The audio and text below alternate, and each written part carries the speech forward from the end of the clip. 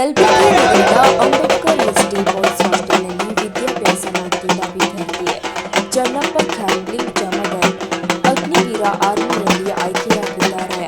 ಈ ಹಿನ್ನೆಲೆಯಲ್ಲಿ ST ಬಾಯ್ಸ್ನ hostel ವಿದ್ಯಾರ್ಥಿಗಳು ಹಳೆಯ ಆರ್ಟಿಒ ರಾಜಪುರವರೆಗೆ ಹಲಗೆಯ ಮುಖಾಂತರ ವಿದ್ಯಾರ್ಥಿಗೆ ಅದ್ದೂರಿಯಾಗಿ ಮೆರವಣಿಗೆ ಮಾಡಲಾಯಿತು.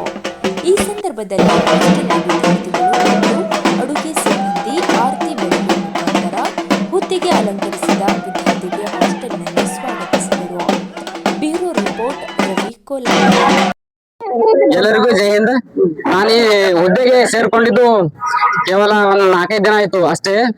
ಎಲ್ಲ ಆಂಟಿದವರೆಲ್ಲ 3 ವರ್ಷ ಆಯ್ತು. ಹಂಗೇನು ಬಕ್ಕಳ ದಿನ ಆಯ್ತು ಸ್ಟೇಜ್ ಮೇಲೆ ಏರಿಲ್ಲ, ಒಂದೇನೋ ಮೈಕ್ ಹಿಡಿದಿಲ್ಲ.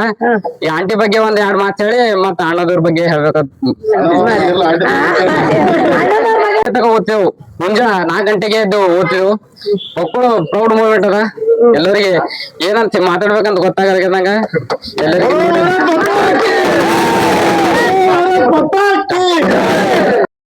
ಸ್ಟೂಡೆಂಟ್ ಹುಡುಗರು ಇದೇ ತರ ಇರ್ರಿ. ಆ ತಾಯಿಯವ್ರಿಗೂ ಎಷ್ಟು ಸಂತೋಷ, ಅದಕ್ಕಿಂತ ಹೆಚ್ಚು ನಮಗದ.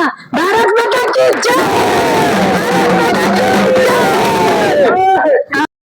ಸುದೀರ್ ಅಂತ ಹೇಳ್ಬೋದು. ಯಾಕಂದ್ರೆ ಅತಿ ಚಿಕ್ಕ ವಯಸ್ಸಿನಲ್ಲಿ ಚನ್ನು ಅವ್ರು ಇಡೀ ನಮ್ಮ ಎಲ್ಲಾ ಯುವಕರಿಗೆ ಮಾದರಿಯಾಗಿದ್ದಾರೆ. ಯಾಕಂದ್ರೆ ಜಸ್ಟ್ 22 ವಯಸ್ಸಿನಲ್ಲಿ ಅವರು ಇಂಡಿಯನ್ ಆರ್ಮಿ ಅಗ್ನಿವೀರ ರ್ಯಾಲಿಯಲ್ಲಿ ಭಾಗವಹಿಸಿ ಅತ್ಯಂತ ವೇಗವಾಗಿ ಮತ್ತು ಅತ್ಯಂತ ಸರಳವಾಗಿ ಎಕ್ಸಾಮ್ ಅನ್ನು ಬರೆದು ಈ ದಿನ ಮೆರಿಟ್ ಲಿಸ್ಟ್ ನಲ್ಲಿ ಅವ್ರ ಹೆಸರು ಕೂಡಿಸಿ ಬಂದಿದ್ದಾರೆ. ಅದೇ ದಿನ ಇವತ್ತು ನವೆಂಬರ್ 26 ಮತ್ತು ಸಂವಿಧಾನ ಅಂಗೀಕಾರವಾದ ದಿನ ಇದ್ದು ಸಲುವಾಗಿ ನಮ್ಮ ಹಾಸ್ಟೆಲ್ ವತಿಯಿಂದ ಮತ್ತು ಸಮಾಜ ಕಲ್ಯಾಣ ಇಲಾಖೆ ವತಿಯಿಂದ ಪಂಡಿತ್ ರಂಗಮಂದಿರದಲ್ಲಿ ಸನ್ಮಾನ ಕಾರ್ಯಕ್ರಮ ಇಟ್ಕೊಂಡಿದ್ರು. ಅಲ್ಲಿನೂ ತಾಲೂಕು ಆಫೀಸರ್ ಅವರು ಸನ್ಮಾನ ಮಾಡಿ ಕೇಸಿ ನಮ್ಮ ವಿದ್ಯಾರ್ಥಿಗೆ ಪ್ರೋತ್ಸಾಹ ನೀಡಿದ್ರು.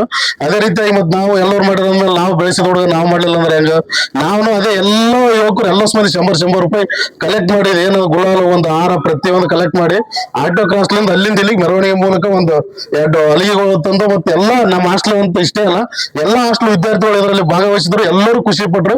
ಯಾಕೆ ಖುಷಿ ಪಟ್ರು ಅಂದ್ರೆ ಇವತ್ತಿನ ದಿನ ಅವಂದಾಗಿದೆ, ನಾಳೆ ದಿನ ನಮ್ದು ಆಗ್ಬೋದು, ನನ್ನದಕ್ಕೂ ಈ ತರ ಎಲ್ಲ ಜನ ಸೇರ್ಬೋದು ಅನ್ನೋ ಒಂದು ಒಳ್ಳೆ ಮನಸ್ಸಿನಿಂದ ಕೂಡ ಅಂತ ಹೇಳ್ಬೋದು. ಮತ್ತೆ ಇನ್ನೊಂದು 2 ಮಾತು ಹೇಳ್ಬೇಕು ಅಂದ್ರೆ ಸ್ಪೆಷಲಿ ನಮ್ಮ ಅಡಿಗೆ ಮಾಡೋ ಆಂಟಿದವ್ರು ಅನ್ನೋದಕ್ಕಿಂತ ಅಕ್ಕ ತಂಗಿದವರು ತಾಯಿದವ್ರು ಅಂದ್ರೂ ತಪ್ಪಲ್ಲ. ಯಾಕಂದ್ರೆ ಇವತ್ತಿನ ದಿನ ಏನು ಆರ್ಮಿದಾಗ ಸೆಲೆಕ್ಟ್ ಆಗಿರೋರು ಫಸ್ಟ್ ಆಫ್ ಆಲ್ ಒಂದು ಹಾಸ್ಟೆಲ್ ಇಲ್ಲ, ಇಲ್ಲಿರುವಂತ ಆಂಟಿದವರು ಮತ್ತು ವಾರ್ಡನ್ ಸರ್ಗೆ ಎಲ್ಲರಿಗೂ ಗೊತ್ತಿತ್ತು. ಆದ್ರೂ ಈ ವಿದ್ಯಾರ್ಥಿಗೆ 2 ವರ್ಷಗಳ ಕಾಲ ಯಾವುದೇ ಒಂದು ಏನು ಮಾತ ಬೈಲಾರ್ದೆ, ಒಂದ್ 100 ರೂಪಾಯಿ ಕೊಡು, ನಮ್ಗೆ 1000 ಕೊಡು ಅಂತ ಯಾವುದೇ ರೀತಿ ಬ್ಲಾಕ್ ಮೇಲ್ ಮಾಡ್ಲಾರ್ದೆ ಯಾವಾಗ ಬಂದ್ರು ಬಾ ಮಗ ಬಂದೆ ತಗೋಪ ಊಟ ಮಾಡಿ 2 ರೊಟ್ಟಿ ಅದ್ರ ಒಂದ್ ತಗೋ ಇನ್ನೊಂದ್ ಮಂದಿ ಕೊಡ್ತವಪ್ಪ ಅಂತ ಈ ರೀತಿ ಅವ್ರು ಎಂದೂ ಊಟ ಇಲ್ಲದೆ ಕಳಿಸ್ಲಿ. ಒಂದು ಹಾಸ್ಟೆಲ್ ಇಲ್ಲ, ನಾ ಯಾಕೆ ಊಟ ಕೊಡ್ಬೇಕು ಅಂತ ಅವ್ರು ಯಾವತ್ತು ಭೇದ ಭಾವ ಮಾಡ್ಲಾ. ಬಹುಶಃ ಅವ್ರು ಏನಾದ್ರು ಆ ತರ ಈ ಒಂದು ಹಾಸ್ಟೆಲ್ ಇಲ್ಲ ಇವ್ರಿಗೆ ನಾವೇ ಊಟ ಕೊಡ್ಬೇಕಂತ ಅವತ್ತಿನ ದಿನ ಹೊರೆ ಹಾಕಿದ್ರು ಅಂದ್ರೆ ಇವತ್ತು ನನಗನ್ಸಮಟ್ಟಿಗೆ ಬಹುಶಃ ಎಲ್ಲೋ ಇವು ಸೆಲೆಕ್ಟ್ ಆಗ್ತಿದ್ನೋ ಇಲ್ಲೋ ನನಗೆ ಗೊತ್ತಿಲ್ಲ. ಯಾಕಂದ್ರ ಇಲ್ಲಿದ್ದು ಪ್ರತಿಯೊಬ್ಬ ವಿದ್ಯಾರ್ಥಿಗಳ ಜೊತೆ ಕೂಡ ಇವ್ನಿಗೆ ಇನ್ನೊಂದು ಹೇಳ್ಬೇಕಂದ್ರೆ ಹೆಮ್ಮೆ ವಿಷಯ ಏನಂದ್ರೆ ನಮ್ಮ ರೂಮಿನವರ ಅಂತ ಲಗಮಣ್ಣ ಮತ್ತು ಹನುಮಂತ ದೇಶಮುಖ್ ಅಂತಾರೆ 2 ವಿದ್ಯಾರ್ಥಿಗಳು. ಮೊದಲೆಲ್ಲ ಆರ್ಮಿ ಅವ್ರನ್ನು ಟ್ರೈ ಮಾಡೋ ಬಟ್ ಆಗಿರ್ಲಿಲ್ಲ. ಅವ್ರು ಆಗಿಲ್ಲ ಅಂತ ಅವ್ರು ಕೈ ಕೆಟ್ಟು ಕೂತಿಲ್ಲ.